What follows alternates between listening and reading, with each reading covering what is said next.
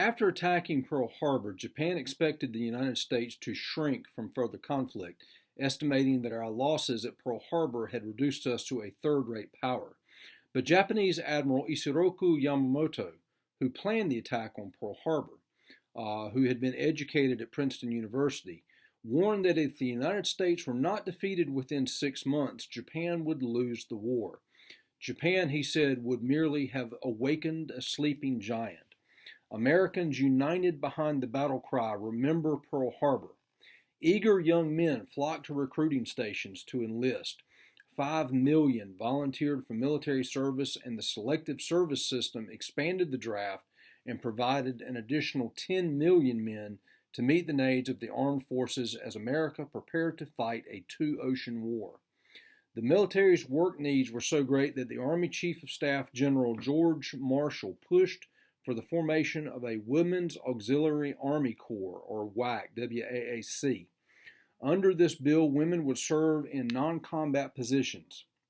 The bill became law on May 15, 1942, and it gave WACs an official status and salary, but few of the benefits granted to male soldiers. In 1943, the Army dropped the auxiliary status and granted WACs, WACs, full U.S. Army benefits. WACs worked as nurses, ambulance drivers, radio operators, electricians, and pilots.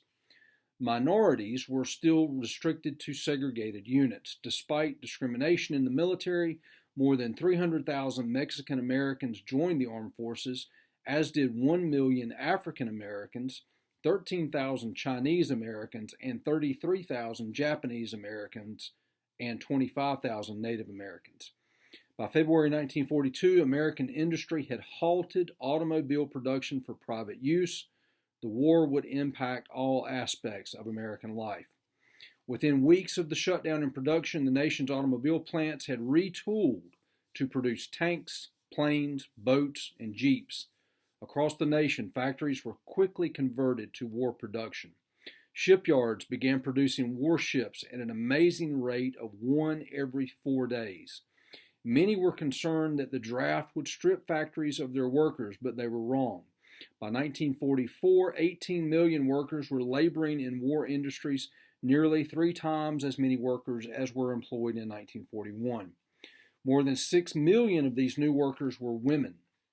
Once women proved that they could operate the machinery in the war plants, employers could not hire enough of them, especially since women were paid only about 60% as much as men to do the same jobs. Defense plants also hired more than 2 million minority workers during this period. In 1941, Roosevelt also created the Office of Scientific Research and Development, or OSRD, to bring scientists into the war effort. The OSRD was responsible for such technological innovations as radar, sonar, and penicillin. The most significant contribution of the OSRD was the development of the atomic bomb. Interest in such a weapon began in Germany in 1939. Word of the German research prompted physicist and German refugee Albert Einstein to warn Roosevelt that a U.S. program was necessary. Accordingly, the OSRD began the Manhattan Project in 1942, and research work on the atomic bomb took place in laboratories across the country. As war production increased, there were fewer consumer products available for purchase. With demand increasing and supply dropping, prices seemed likely to shoot upward. Roosevelt responded to this threat by establishing the Office of Price Administration, or OPA, which fought inflation by freezing prices on most goods. Congress also raised income tax rates and extended the tax to millions of people who had never paid taxes before. Higher taxes reduced consumer demand on goods. Roosevelt also established the War Production Board, or WPA, to ensure that the military received the resources it needed to fight the war. The WPA determined which industries would convert from peacetime to wartime production and allocated raw materials as necessary. In addition, WPA set up a system of rationing, or establishing fixed allotments of goods deemed essential for the military. Under this system, households received ration books with coupons to be used for buying such scarce goods as meat, shoes, sugar, coffee, and gasoline. Most Americans accepted rationing as their personal contribution to the war effort. While people tightened their belts at home, millions of Americans risked their lives in the air, sea, and land battles on the other side of the world. Shortly after the attack on Pearl Harbor, Roosevelt and Churchill met again, beginning a remarkable alliance between the U.S. and Great Britain. Roosevelt and Churchill spent 3 weeks in Washington formulating joint war plans. After the attack on Pearl Harbor, Hitler ordered U-boat attacks against the U.S. shipping along America's east coast. This began what was known as the Battle of the Atlantic. Germany's aim was to halt the shipment of food and war material from the United States to Great Britain and the Soviet Union. In the first 4 months of 1942, U-boats sank 87 ships off the U.S. coast.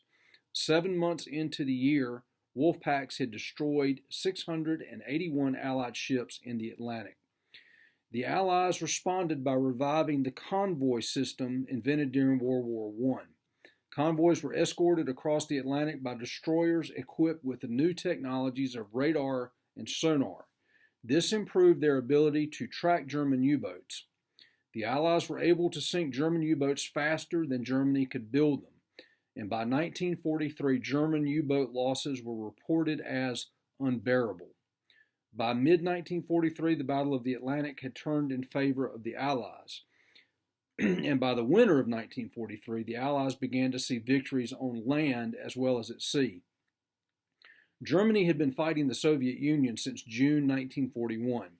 The bitter Russian winter had halted German forces outside the Soviet cities of Moscow and Leningrad in November of 1941. In the summer of 1942, Hitler resumed his offensive with a massive attack on the southern Soviet city of Stalingrad. Soviets were ordered to defend the city regardless of cost. The brutal fighting around Stalingrad continued into the winter of 1942 when the Soviets launched a massive counterattack which cut off and surrounded the German army in Stalingrad. Although the German situation was hopeless, Hitler refused to let the German commander surrender, which he was eventually forced to do on January 31, 1943. In defending Stalingrad, the Soviets lost 1,100,000 soldiers, more than all American deaths in the entire war. Despite this staggering death toll, the Soviet victory marked the turning point in the war against Germany, and the Soviet army began to move westward towards Germany. While the Battle of Stalingrad raged, Stalin urged Roosevelt and Churchill to open a second front in Western Europe, arguing that an invasion across the English Channel would force Hitler to divert troops from the Soviet front. Roosevelt and Churchill did not think the time was right for a direct invasion of Europe, but instead launched Operation Torch, an invasion of Axis-controlled North Africa. American General Dwight D. Eisenhower commanded the operation. In Operation Torch, 107,000 Allied troops landed in North Africa and began operations against the German Afrika Korps, commanded by German General Erwin Rommel, known as the Desert Fox. The Allies pushed Rommel back across North Africa in a series of offensives. The Afrika Korps was finally forced to surrender in May 1943. Even before the battle in North Africa was won, Roosevelt, Churchill, and their commanders met in Casablanca, where the two nations agreed to accept only the unconditional surrender of the Axis powers. They also discussed where to strike next. Churchill still shied away from an invasion across the English Channel and urged an invasion of Italy next. So the Italian campaign began with the capture of Sicily in the summer of 1943.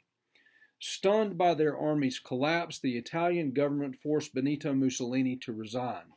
Italy was effectively taken out of the war against the Allies, but German troops continued to resist in Italy. The Battle of Anzio would be one of the bloodiest battles in Europe. It was fought less than 40 miles from Rome and lasted over 4 months. 25,000 Allied and 30,000 Axis soldiers became casualties in the fighting around Anzio. German armies continued to put up a strong resistance during the year following Anzio, and the effort to completely free Italy did not succeed until 1945. Among American forces fighting in Italy were the Tuskegee Airmen, the 99th Pursuit Squadron, who won numerous citations for their victories against German forces throughout Italy. The Tuskegee Airmen was composed entirely of African American fighter pilots. Also in Italy was the 100th Battalion, composed entirely of American citizens whose parents had immigrated from Japan. They became the most decorated unit in American history, also known as the Purple Heart Battalion. Even as the Allies were fighting in Italy, plans were being developed for the direct invasion of France across the English Channel to free Western Europe from Nazi control. The invasion of German-occupied Normandy on the French coast was known as Operation Overlord and would be commanded again by Dwight Eisenhower. Under Eisenhower's direction, the Allies gathered a force of 3 million British, American, and Canadian troops, together with mountains of military equipment and supplies in southern England. Through deception, the Allies were able to convince the Germans that the Allied invasion would occur at Calais, 150 miles north of Normandy. As a result, Hitler insisted that most of the German forces in France concentrate around Calais, far away from the main Allied landing sites in Normandy. Operation Overlord was originally scheduled for June 5, 1944, but was delayed by bad weather until June 6th. Shortly after midnight on June 6th, 3 American divisions parachuted behind German lines. They were followed in the early morning hours by thousands upon thousands of Allied soldiers landing on the beaches of Normandy.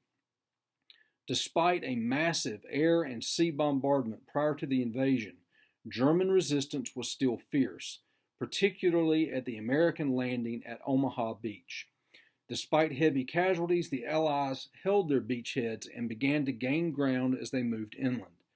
After 7 days of heavy fighting, the Allies held an 80-mile strip of France. Within 1 month, the Allies had landed over 1 million men, 567,000 tons of supplies, and 170,000 tanks and vehicles. On July 25, 1944, American troops led by General Omar Bradley broke out of the Allied beachhead, opening a gap in the German line of defense near St. Lo. Through this gap, General George Patton and his 3rd American Army advanced, and by August 23rd, the Seine River south of Paris was reached. 2 days later, Paris was liberated after 4 years of Nazi occupation. By September 1944, the Allies had freed France, Belgium, and Luxembourg from Nazi control.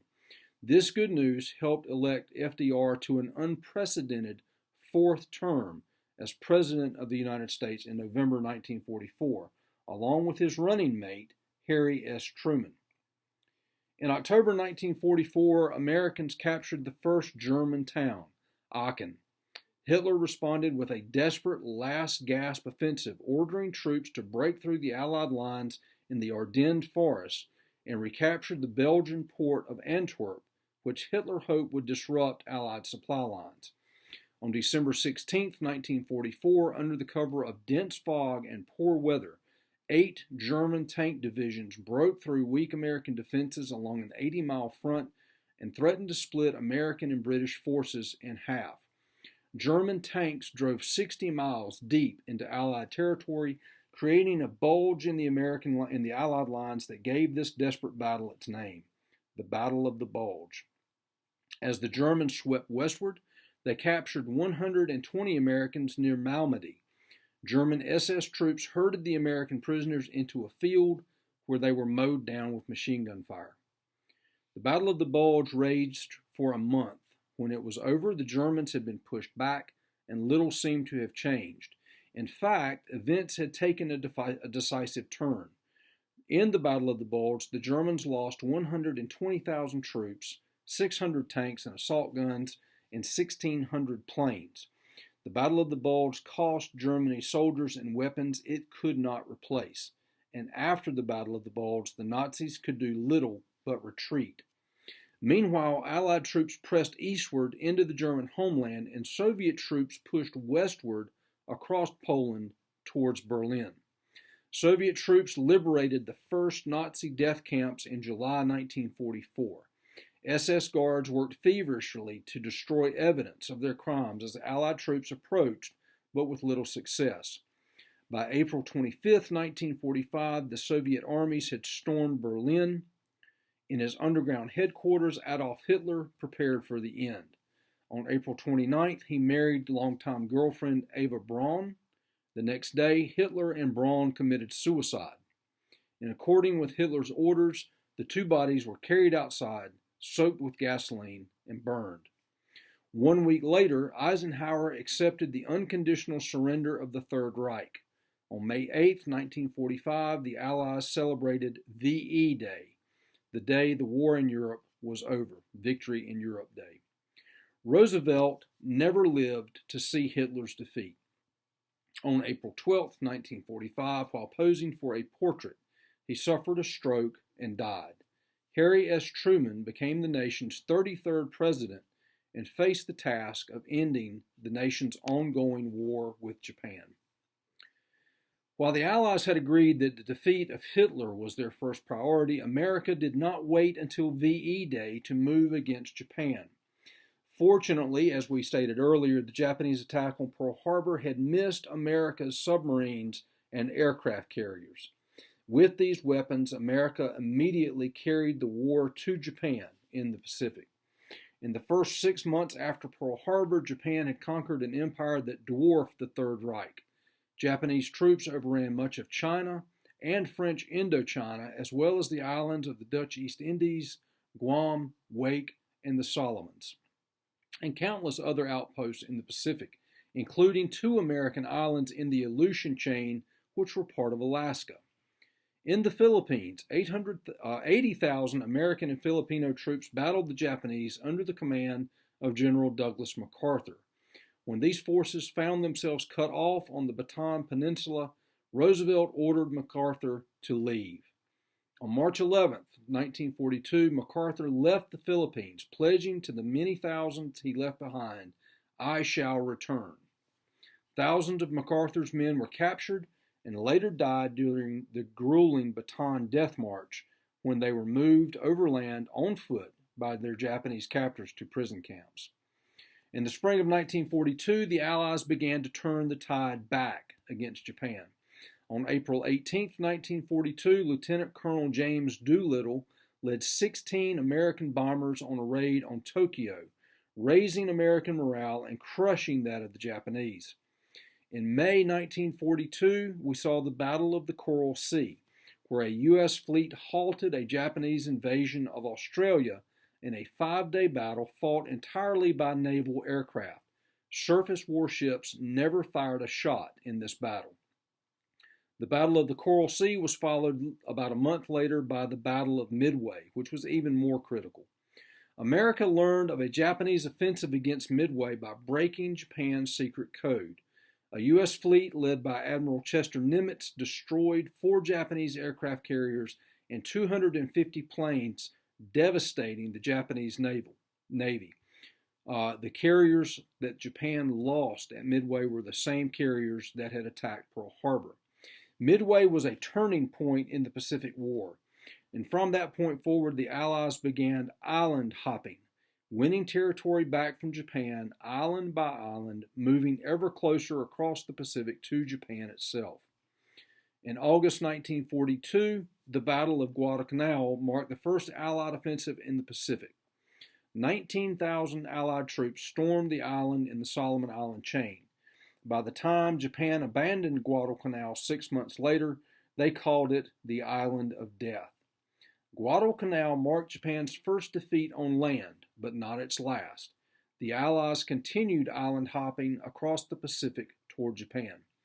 By October 1944, MacArthur led 178,000 Allied troops, 738 ships, to converge on Leyte Island in the Philippines. MacArthur had returned, just as he had promised. Japan threw its entire fleet into the battle, which was a disaster. They lost 3 battleships, 4 aircraft carriers, 13 cruisers, and almost 500 planes. At this point, the Imperial Japanese Navy practically ceased to exist. However, it was also in the Battle of Leyte Gulf that the Japanese introduced a new tactic: kamikaze attacks. Kamikaze is the Japanese word for divine wind. In these attacks, Japanese pilots crashed their aircraft into U.S. ships in suicide attacks. 424 kamikaze attacks were launched at Leyte, sinking 16 Allied ships and damaging 80 others. After retaking much of the Philippines, the next American advance was aimed at the island of Iwo Jima, which was critical to U.S. plans as a base from which heavy bombers could be staged to launch raids against the Japanese mainland. Iwo Jima was also perhaps the most heavily defended spot on Earth, with 207,000 Japanese soldiers entrenched in tunnels and fortified caves. 6,000 Marines died taking Iwo Jima, and of those 207,000 Japanese defenders, only 200 survived. After the capture of Iwo Jima, only the Japanese island of Okinawa stood between the United States and Japan proper. In April 1945, U.S. Marines invaded Okinawa. Japan unleashed more than 1,900 kamikaze attacks on the Allied fleet, sinking 30 ships, damaging 300 more, and killing over 5,000 U.S. sailors. Once ashore, the Allies faced even stiffer opposition than they had on Iwo Jima. The fighting ended on June 21, 1945, with 76,000 American and 110,000 Japanese deaths in the fighting. At this point, the Allies realized that an invasion of Japan would be fearfully bloody. Churchill predicted that the invasion would cost over 1 million American and 500,000 British casualties. Truman saw only one way to avoid a direct assault on the Japanese mainland. He decided to use the powerful new weapon developed as a result of the Manhattan Project, the atomic bomb. American scientist J. Robert Oppenheimer directed the Manhattan Project. The development of the atomic bomb was one of the most ambitious scientific enterprises in history and one of the best-kept secrets of the war. The first test of the new bomb took place on the morning of July 16, 1945, near Alamogordo, New Mexico. A blinding flash, visible 180 miles away, was followed by a deafening shock wave and a huge mushroom cloud. The bomb worked. Truman now faced a difficult decision. Should the Allies use the bomb to bring the war to an end? Truman did not hesitate. On July 25, 1945, he ordered the military to make final plans to use the bomb against Japan. One day later, the U.S. warned Japan that it faced prompt and utter destruction if it did not surrender. The final decision on when and where to drop the bomb was left up to Truman. Truman made that decision. On August 6, 1945, a B-29 bomber named the Enola Gay released an atomic bomb codenamed Little Boy over the important Japanese military center of Hiroshima. 43 seconds later, every building in the city collapsed in the force of the blast. Still, Japan's leaders hesitated to surrender. On August 9, 1945, a second atomic bomb, codenamed Fat Man, was dropped on the Japanese industrial city of Nagasaki, leveling half the city. By the end of the year, an estimated 200,000 people had died as a result of injuries and radiation poisoning from these two blasts. Horrified by this destruction, Japanese Emperor Hirohito ordered a Japanese surrender, and formal surrender ceremonies took place on September 2, 1945, aboard the American battleship USS Missouri as it was anchored in Tokyo Bay. In February 1945, Roosevelt, Churchill, and Stalin met at the Black Sea resort city of Yalta to toast the defeat of Germany, which seemed certain, and to set plans for rebuilding war-torn nations. For 8 days, the Big Three discussed the fate of Germany.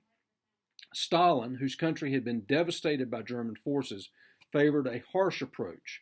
He wanted to keep Germany divided into occupation zones controlled by Allied military forces so that Germany could never again threaten the Soviet Union. Churchill strongly disagreed with Stalin, and Roosevelt acted as mediator. He was prepared to make concession to Stalin for two reasons. He hoped the Soviet Union would stand by its commitment to join the war against Japan, and Roosevelt wanted Stalin's support for a new world peacekeeping organization to be named the United Nations. The meeting at Yalta produced a series of compromises. Roosevelt convinced Churchill to agree to a temporary division of Germany into 4 zones, one each for the Americans, the British, the French, and the Soviets. Roosevelt and Churchill assumed that in time all zones would be reunited. Stalin promised free and unfettered elections in Poland and other Soviet-occupied areas of Eastern Europe. He also agreed to join the war against Japan. And he finally agreed to participate in an international conference in San Francisco to establish the United Nations. Besides being divided geographically, Germany also had another price to pay. The discovery of Hitler's death camps led the Allies to put 24 surviving Nazi officials on trial for crimes against humanity, crimes against peace, and war crimes. The trials were held in the southern German town of Nuremberg. In the end, 12 of the 24 defendants in the Nuremberg trials were sentenced to death, and most of those remaining were sent to prison.